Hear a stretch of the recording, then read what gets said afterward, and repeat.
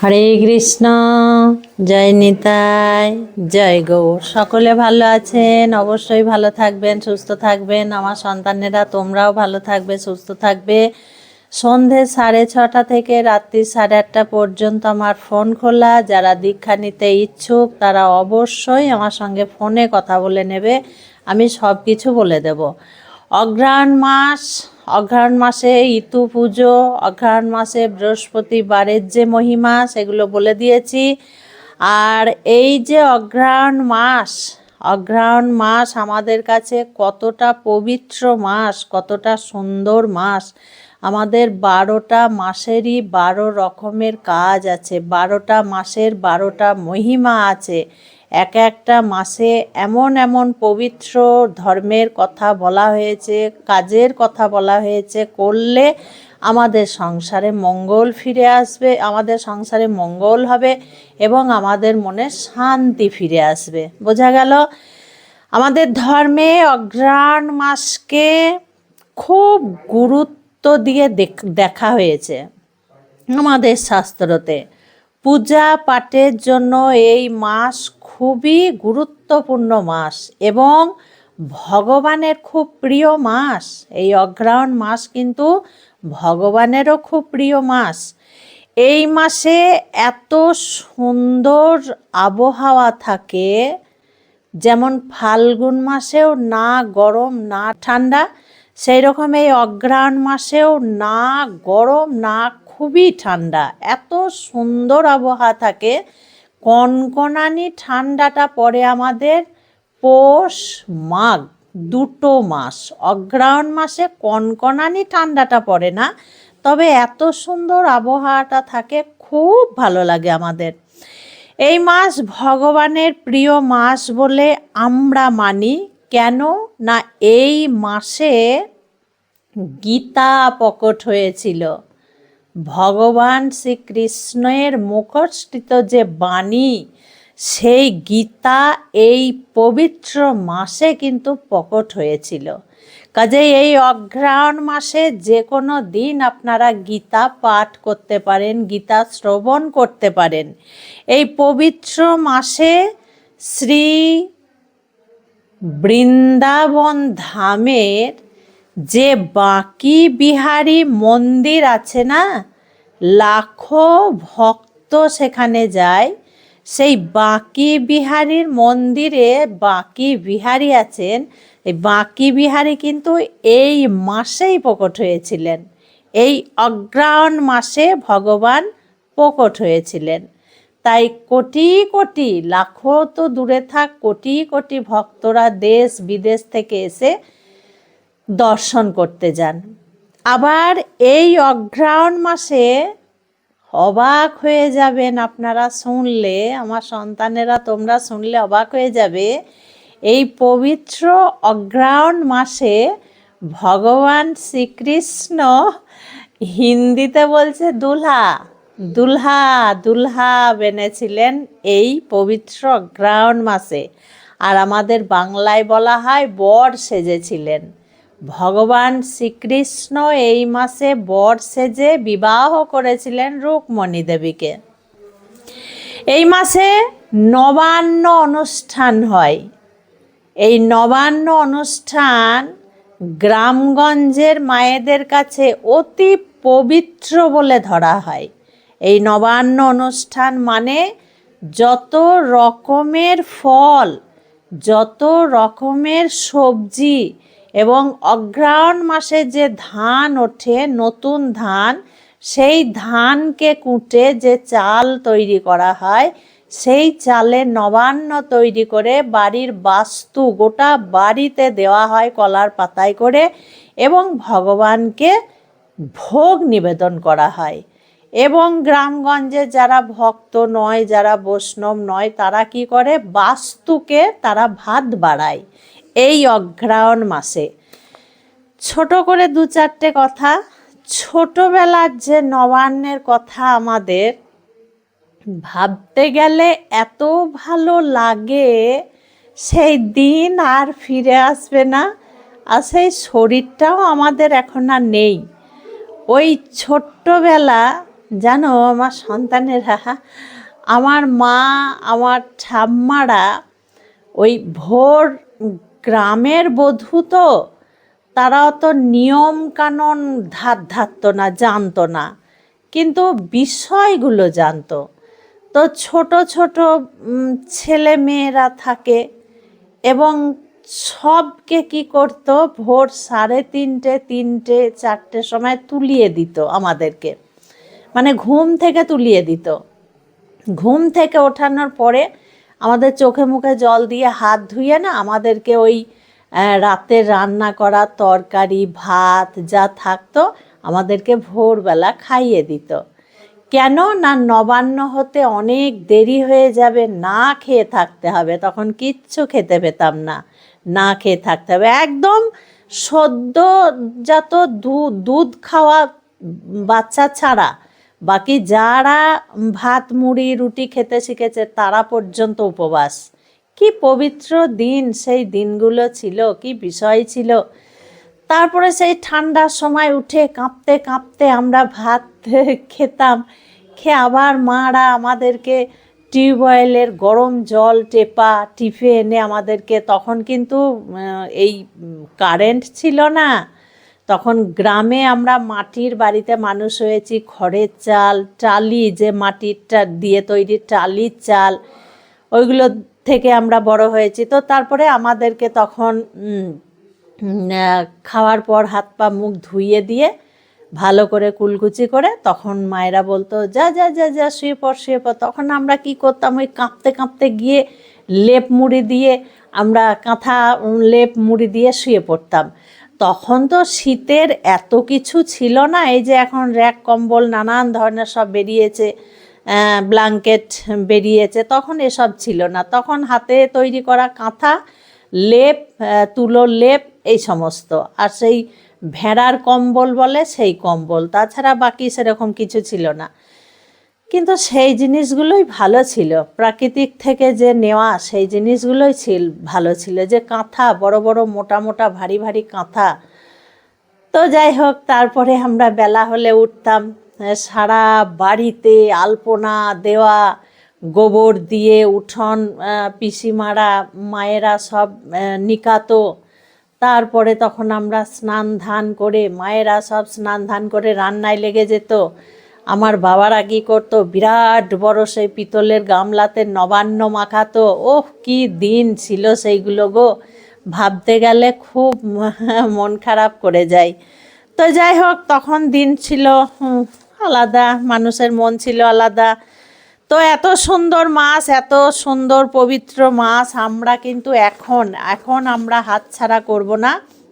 এখন আমরা যেটুকু পারবো, বাড়ির বাইরে ছুটে ছুটে কোথাও যাবার দরকার নেই, কোথাও কোনো মন্দিরে যাবার দরকার নেই, কোথাও পয়সা খরচ করে যাবার দরকার নেই। বাড়িতে বসেই আমার সন্তানেরা এই কাজগুলো করো।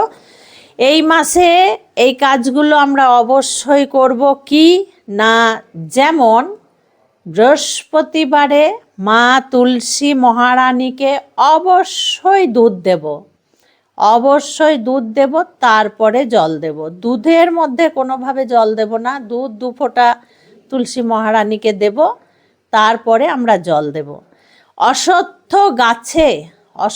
গাছে আমরা দুধ দেব, জল দেব, মিষ্টি দেব, ধূপকাঠি দেব, সন্ধ্যার সময় আমরা প্রদীপ দেব। এইগুলো আমি বলছি মায়েদের, যাদের যেটা সুবিধা হবে তোমরা সেইটা করবে, সব কটাই করতে হবে তার কোনো মানে নেই।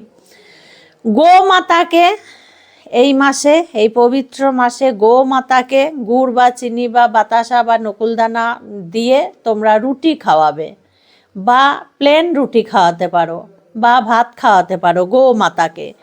এই মাসে তোমাদের ছাদে উঠানে পাখিকে দানা দেবে এবং ছাদে একটা জায়গায় জল রেখে দেবে।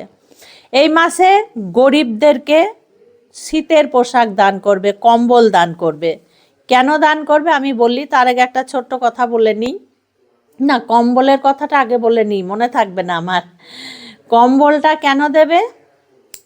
পিতৃপুরুষের উদ্দেশ্যে দান করবে। যাদের পিতামাতা গত হয়েছে, যাদের দাদা ভাই মা বোন গত হয়েছে, স্বামী গত হয়েছে, তাদের নাম করে গরিবদেরকে তোমরা একটা ব্ল্যাঙ্কেট বলো, তোমরা কম্বল বলো, তোমরা সোয়েটার বলো, তোমরা গায়ের একটা ভালো সুন্দর চাদর বলো, তাদেরকে দান করবে। যে ব্যক্তি চলে গেছে ইহলোকের মায়া ত্যাগ করে, তাদের নাম স্মরণ করে, তাদেরকে স্মরণ করে দান করবে। তাহলে কি হয়, ওনাদের গরম বস্ত্রটা ওনাদের কাছে পৌঁছায়, ওনারা শীতে কাতর হয়ে কষ্ট পাবে না। বোঝা গেল? তার জন্য দান করবে। আচ্ছা, ছাদে জল দিতে কেন বলছি আমি তোমাদেরকে? গরমের সময়, খরানির সময় আমি তো 12 মাস একটা গামলায় করে ছাদে জল দিই।